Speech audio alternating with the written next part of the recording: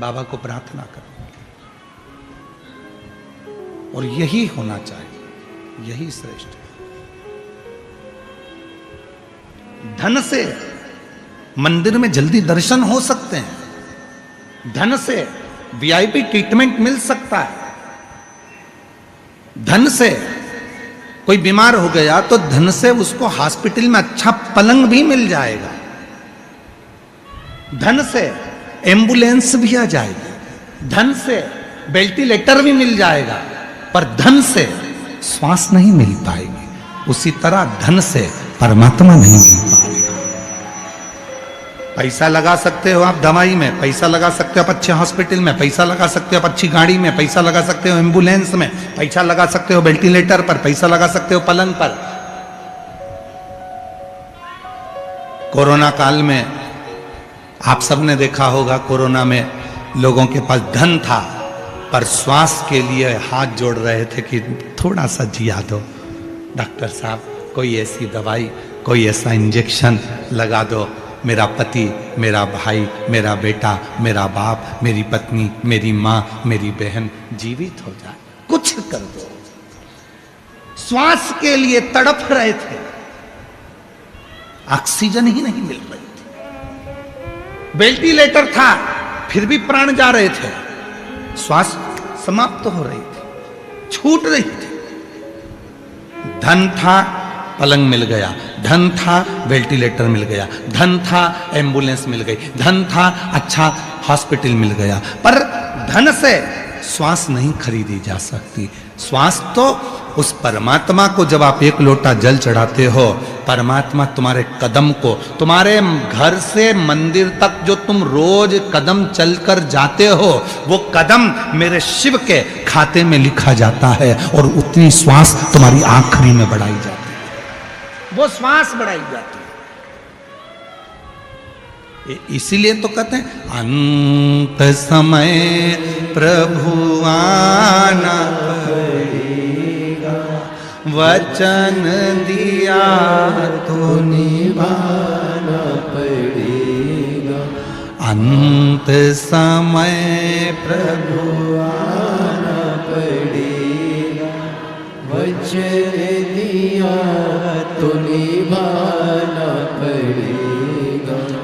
आए ना आए प्रभु कुटुंब कबीरा, अंत समय प्रभु आना पड़ेगा, वचन दिया तो निभाना पड़ेगा। अंत समय प्रभु आना पड़ेगा, वचन दिया तो निभाना पड़ेगा। अंतिम बिंदु में जब कोई नहीं आएगा, तब तुम्हारा चढ़ाया गया एक लोटा जल तुम्हारे सामने आएगा। एक महिला बैठी है, 8 साल तक उसने डॉक्टरों का इलाज करवाया, मेरे घर बच्चा हो जाए। 8 साल के बाद फिर 8 साल तक इलाज करवाया, किसी किसी जगह पर जा जाकर झोलियां भरवाई, गोदी भरवाई कि बच्चा हो, संतान।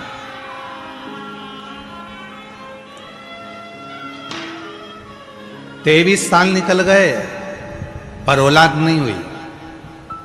डॉक्टरों ने कह दिया कि अब तो रजोधर्म भी चला गया, अब तुम रजस्वला नहीं हो सकती, अब बच्चे होने की चांस पूरे खत्म हो चुके हैं, शादी के 23 साल हो चुके हैं, अब तुम्हारे संतान का सुख नहीं आया। सब तरह से मना कर दिया। एक दिन किसी दुकान पर जा रही थी और दुकान पर टीवी में कथा चल रही थी, सामान लेते लेते खड़ी हो गई और खड़ी होकर उसने 2 मिनट की कथा सुनकर पूछा दुकान वाले से, ये कौन सा महाराज? कहा ये वो सीहोर वाला है, शिव पुराण करता है, इससे कोई फायदा होता है क्या? हाँ, थोड़ी देर खड़ी रहो। उसने खड़े होकर सुना। एक महिला का पत्र था जिसको 17 साल बाद औलाद हुई थी। उसने मन में सोच लिया इसकी कथा सुनूंगी। घर गई, मोबाइल पे सर्च करा, कथा सुनना प्रारंभ करा।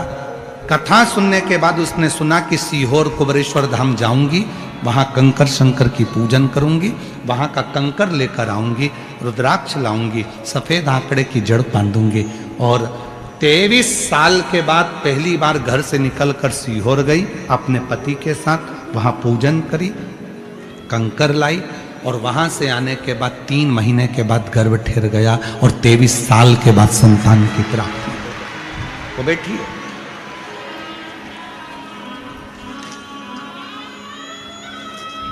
जाओ कहो कौशल्या जी से जाकर सूचना करो कि मुझे दर्शन करना, मुझे धन नहीं चाहिए, मुझे पैसा नहीं चाहिए, मुझे सोने की असरफियां नहीं चाहिए, मुझे रतन नहीं चाहिए, मुझे माणिक मोती नहीं चाहिए। हम पैसे से दर्शन जल्दी कर सकते हैं, हम पैसे से हॉस्पिटल में कमरा खरीद सकते हैं, हम पैसे से सब कुछ कर सकते हैं, पर हम पैसे से ना तो श्वास खरीद सकते हैं और ना उस ईश्वर का आशीर्वाद खरीद सकते हैं।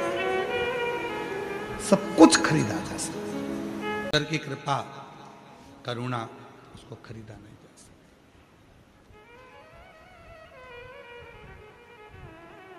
और अंत समय प्रभु आना पड़ेगा,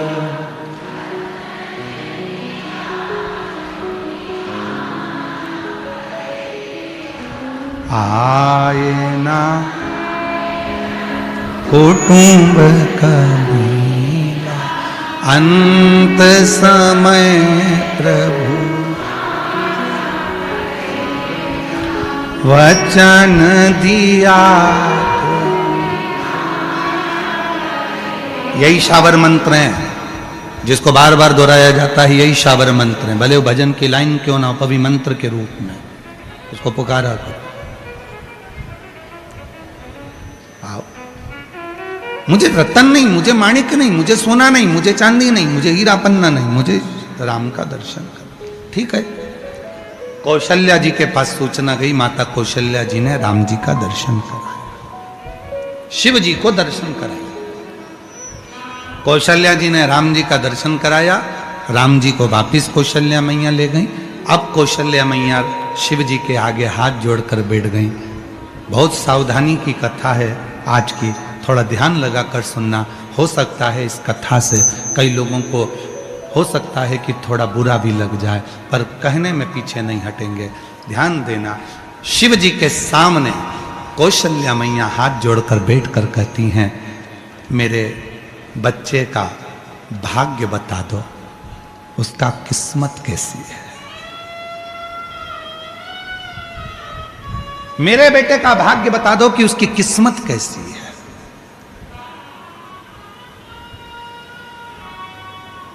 शिव जी मौन हो गए। शंकर भगवान ने मन में सोचा, मां कौशल्या जी से क्या कहूं। आज का व्यक्ति कहता है कि मैं तुम्हारी किस्मत बता सकता हूं, मेरे भोलेनाथ किस्मत नहीं बताए थे तो तुम में वो बल कहां से आ गया। शंकर भगवान स्वयं त्रिलोकी का नाथ त्रिकालदर्शी कैलाशी भी किस्मत नहीं बताया। शिवजी ने नहीं कहा कि तुम्हारे बेटे को 14 वर्ष वनवास भोगना पड़ेगा। शिवजी ने नहीं कहा कि तुम्हारी जानकी तुम्हारी बहू भी वन में चली जाएगी। शिवजी ने नहीं कहा कि तुम्हारी बहू को एक ऋषि के घर में जाएगी, वहां बच्चे होंगे। शिवजी ने नहीं कहा कि तुम्हारी बहू पृथ्वी में समा जाएगी। शिवजी ने नहीं कहा कि तुम्हारा बेटा जल में समाधि ले लेगा। शिवजी ने नहीं कहा कि तुम्हारे बेटे को 14 वर्ष तक वनवास झेलना पड़ेगा। शिवजी ने नहीं कहा कि वन वन में एक बेर खाकर भी अपने जीवन को जीना पड़ेगा। शिवजी ने नहीं कहा। क्यों? कौशल्या जी कह रही हैं, बाबा मेरे बेटे का भाग्य बता दो। शिव जी ने जो बात कही, आज के मनुष्य को, आज के बेटा बेटी को वो धारण करना है अपनी बुद्धि। कौशल्या जी हाथ जोड़कर कहती हैं, मेरे बच्चे का भाग्य बता दो। शिव जी कहते हैं, मैं भाग्य नहीं बताता, भाग्य बना देता हूं।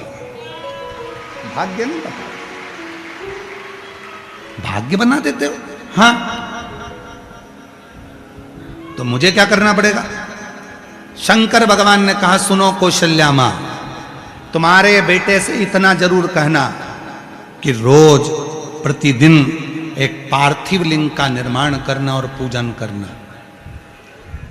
यदि आप लोगों में से कोई रामपथ गमन गया हो, राम जो 14 वर्ष के लिए वनवास गए थे, अयोध्या से लंका तक का जो रास्ता उन्होंने चुना था, जिस मार्ग से वो गए थे, पूरे राम पथ गमन को भारत सरकार ने बना दिया है। भारत सरकार ने जो राम पथ गमन बनाया है, उस राम पथ गमन पर एक बार गाड़ी लेकर जाना, जहां जहां राम रुके थे उस स्थान पर रुकना। वहां राम जी के मंदिर कम मिलेंगे और शिव जी के मंदिर ज्यादा मिलेंगे, क्योंकि राम जी जहां रुकते थे वहां जो एक शिवलिंग की स्थापना करते थे, राम जी जहां रुकते थे वहां शंकर के शिवलिंग की पूजन करते थे, राम जी जहां रुकते थे वहां पार्थिव लिंग का निर्माण करते थे, पूजन करते थे। तो माता कौशल्या जी से कहा, अगर तुम्हारे पुत्र को एक चीज कहना कि राम बस इतना करना कि शिवलिंग की पूजन जारी रखना, तो जीवन में कितना भी दुख आएगा, कितनी भी तकलीफ आएगी, कितना भी कष्ट आएगा, सब धीरे धीरे धीरे समाप्त होगा और तुझे बल मिलता रहेगा, तुझे बल मिलेगा। क्या देती है शिव पुराण?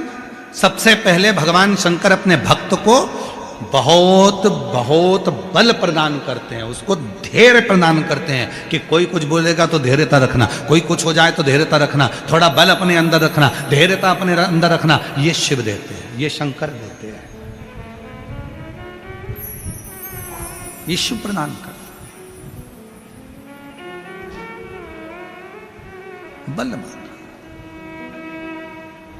कौशल्या जी से कह दिया, मैं भाग्य नहीं बता सकता, पर बताओ, मेरे देव अधिदेव महादेव भगवान स्वयं दशरथ जी के यहाँ जाकर मना कर देते हैं कि मैं भाग्य नहीं बताता। आज का व्यक्ति ऐसा पैदा हो गया संसार में, कलिकाल में इतने सारे लोग पैदा हो गए कि तुम्हारा भाग्य बता देते हैं, तुम्हारा भविष्य बता देते हैं, तुम्हारे जीवन की रेखा बता देते हैं। लोग कह देते हैं, लाओ मैं बहुत बड़ा आचार्य हूं, मैं तुम्हारा हाथ देखकर बताऊंगा, लाओ मैं पत्रिका देखकर बताऊंगा तुम्हारे जीवन में कितना दुख है, लाओ मैं बताऊंगा तुम्हारे जीवन में कितना कष्ट है, लाओ मैं ये बताऊंगा तुम्हारे जीवन में कितनी तकलीफें हैं। ना, शिव महापुराण की कथा कहती है, भगवान शंकर ने जन्म मरण परण ये 3 ऐसे हैं जो शिव जी ने अपने पास में रखा है। जन्म कब होगा, कहाँ होगा, कैसे होगा, शिव जानते हैं। मरोगे कैसे, कब मरोगे, कैसे मरोगे, कहाँ जाकर मरोगे, ये शिव ने अपने पास रखा। परणा, शादी, तुम्हारे लिए कितने भी लड़के देख लिए जाएं, तुम्हारे लिए कितनी भी लड़की देख ली जाए, पर जो शंकर जी को जिसके साथ तुम्हारा संबंध भले विश्वास नहीं,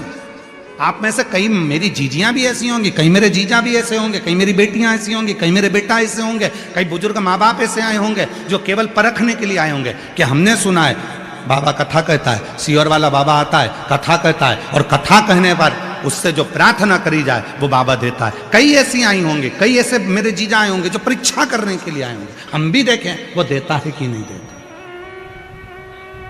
पर खाली न जाता कोई दर से तुम्हारे, खाली न जाता कोई दर से तुम्हारे, मैं भी खड़ी हूँ नन्ही बाहें पसारे, अपने हृदय से लगा लो, लगा लो, गिरा जा रहा हूँ, उठा लो, उठा लो, भोले अपने दर से अब तो हटा लो, गिरी जा रही